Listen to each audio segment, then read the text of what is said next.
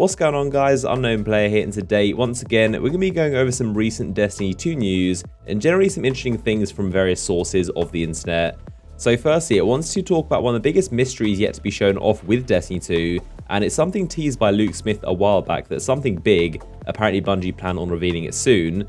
So just after the reveal of Destiny 2 itself, some of you might remember I pointed out when Luke Smith was actually up on stage, he wore this hoodie with a gold symbol on, and then after the trailer played, he went back on stage with a different hoodie that had blue symbols on. So like I said in the video, this definitely had some kind of meaning behind it, and he's obviously the type of person to always tease things like this and get the community trying to crack secrets, and as it turns out, that was exactly the case. There is some kind of big meaning behind the symbols relating to Destiny 2.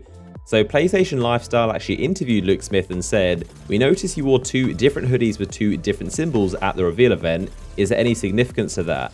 Now, Luke said, "I always have a reason with stuff like that. There's always pretty deliberate. There's almost always a plan, and with reason and plan, there'll also be a time for the reveal."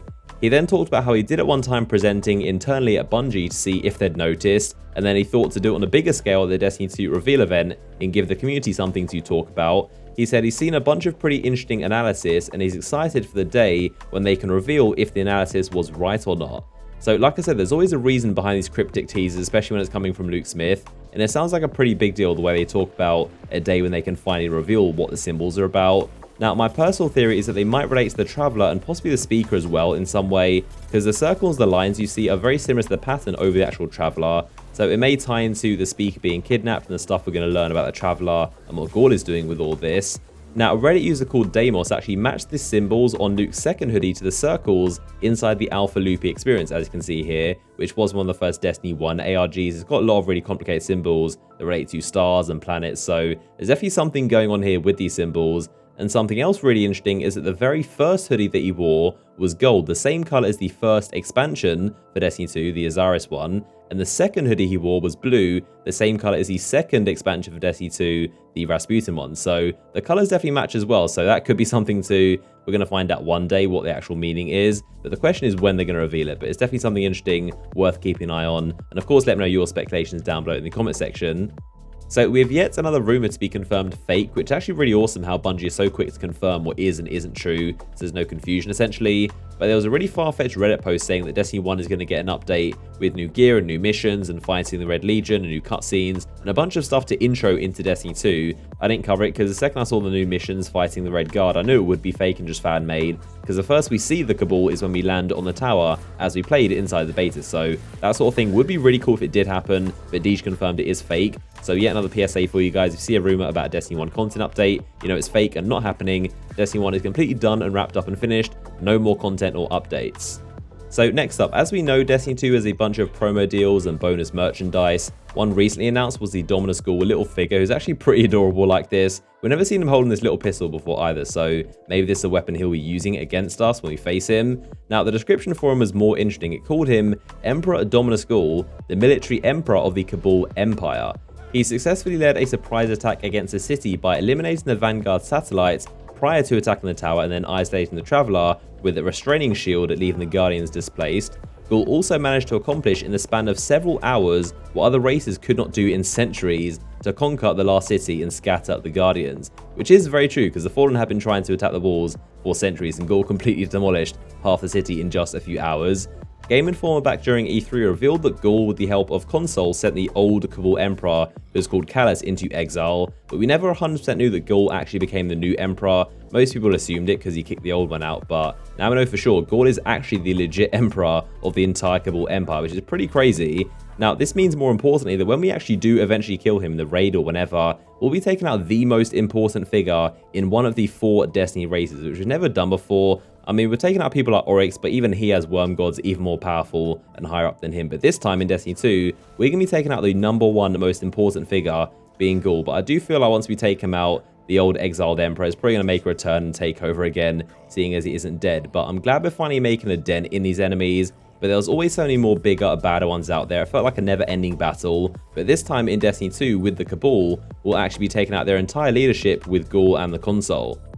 So next up, I wanted to take a closer look at a bunch of exotics and other cool things that have been snuck into a recent trailer. I already did a very in-depth breakdown when this came out, but I was going through recently frame by frame and found so many more things that are really well hidden, and it goes to show how many teasers they sneak into these trailers. Now in this scene, I always focused on the exotic shotgun, but on the right, you can actually see that exotic warlock chest piece being used, the Angel of Light perk. This is something we learned about recently in the Edge magazine. This exotic gives you the ability of Angel of Light, and it gets given to you early in the campaign, but here you can see the warlock actually using that exact perk with the flaming effects going on. Now in this next shot in the crowd, you can just make out this Titan helmet, which looks to have some massive antlers or horns on it. Looks a bit similar to the ram or the stag for the warlocks in Destiny 1, but definitely a very weird looking one and most likely exotic. Now, something else which I'm recently thinking might be an exotic chest piece is being worn by this hunter that's all glowy. I didn't think much of it at first, but Bungie actually showed it off properly as the header image in a recent blog post next to the warlock, who's also wearing an exotic chest piece. So I feel like the way they're showing off might suggest this could be an exotic, plus the fact that it does look very unique and it's all glowing. And now another exotic I want to point out is this one, which is really hard to spot, but this is that hunter exotic, which is actually the same one we saw in the premiere trailer. This is the one with the gold energy in front of his face. We've still got no idea what this thing does, but it's the same exotic, just at a different angle snuck in there, which is cool to see. This clip also shows the Deathstalker auto rifle with the new white and orange shader. We've seen this weapon normally in the beta and also with a gold shader and then a carbon fiber shader in the trailers, but this time round it's another one to add to the list, so a cool white and orange one. And then another weapon shader in this shot is you can see a sniper on the hunter's back just barely there. But it's another example of being able to throw shaders on even faction weapons. So this is a new monarchy weapon which should be red and white, but the shader makes it orange and tan colored. There are also of course the returning exotics from Destiny 1 in this trailer, which I previously covered. The Starfire Protocol Warlock chest piece can be seen clearly here, and the Tychonaut Titan helmet can be seen in this shot and also this shot later on. But I want to give my thoughts on this idea because I didn't really get a chance to initially. But honestly, if these really are exotics in Destiny 2, I just hope they come back with new and much better perks. I think it would be a massive disappointment to get two of the least used exotics in Destiny 1 come back in the sequel the exact same way. I still don't really get why out of all the exotics these are coming back. I was never a fan of how the Starfire looked and never used a Tychonaut either, but I hope they at least have some new stuff. Otherwise, I'm not massively excited to see these return for another 2 or 3 years. But we still need to find out what exactly the deal is with them, because I can't really imagine Bungie simply throwing in two of the least popular exotics into Destiny 2 along with all the new ones they're going to bring. So we'll have to see exactly what Bungie say about this. But of course, let me know your thoughts down below in the comment section. And now I want to mention that Gamescom is of course happening next week in Germany over the next couple of days throughout next week. And Bungie is going to be there revealing some new stuff. I would definitely expect some kind of trailer and probably announcements and news articles and interviews to drop during next week. Bungie did say a while back they do plan to tease the raid this summer, and Gamescom is really the only chance they could do so. Unless they've changed their mind and decided not to, I would expect a tiny glimpse of the raid. Hopefully not too much. They did initially say they would be showing off the raid a little bit this summer. But I've actually been invited to attend Gamescom again this year. This will be my 4th time and I always love going, but as always, keep an eye out for a bunch of videos I'll be making while I'm out there, and subscribe to not miss out. If you enjoyed this video and this news roundup, then a like rating would always be much appreciated, and I'll see you guys next one.